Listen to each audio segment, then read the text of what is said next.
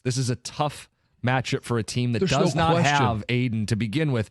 They would have been tough with Aiden. I mean, this is a 5-0 Vikings team. I don't want to look past him. I know it's Sam Darnold, and we don't think he's very good, but don't we have to acknowledge that what they're doing with Darnold is what we did with Goff?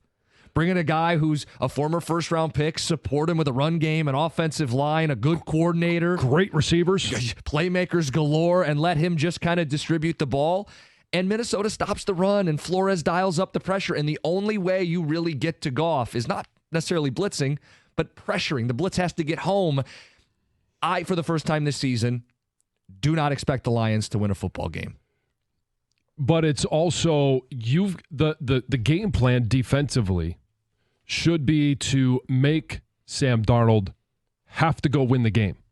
Put the pressure on him. They've not been in that position where he's had to go win a game. Sure.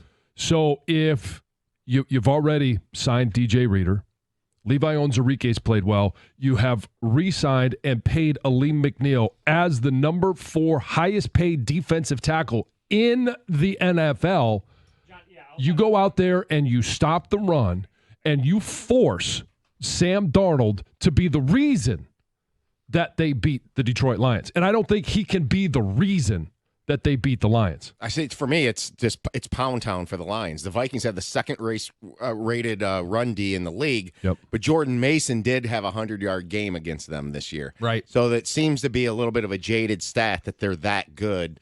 They've been up on teams and teams stopped running. Joe Mixon didn't play against them. Fair point. So it might be a fake stat. We'll see. It's a good note. So go do it, Lions, and do it. And you know how you stop a Flores defense? Because the whole key to this thing with his defense is they're showing a look.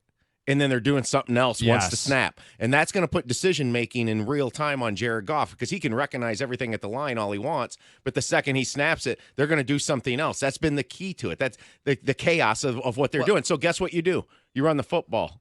Yeah, that's a great point because when they played the Bucs twice last year, blitz-heavy defense, Goff was very good. Now, this year when they played the Bucs, he threw it 55 times. I don't think anybody wants to see that against a Flores defense. Right. You need to be more balanced. I'm not saying it's got to be perfect, but they do need to run the football in this game. And there are going to be games where you just have to go out and score more than the opponent. I mean, that's the whole key, right? Is to win the game is to score more than the opponent. But this offense is going to have to continue to be the best offense in the NFL. And it's keep away. Right? It's keep your defense fresh. So when you do need them to get after the quarterback, they're not huffing and puffing and you gasping for air because you win time of possession, because you keep them off the field. Justin Jefferson has to sit on the bench while you go on these 15-play drives where you bully the opposition up and down the field. It's time of possession. It's field position. And I'll take Jack Fox in being able to flip the field any day of the week. So could you argue that David Montgomery is one of the guys that has to step up most without Aiden Hutchinson? Like, obviously, the clear thing is the guy that we, and the guy we labeled as the tone setter, right? Hell yeah. But I think you could say Montgomery, as weird as this is, a player on the other side of the ball is one of the biggest keys for the Lions post Aiden Hutchinson. And the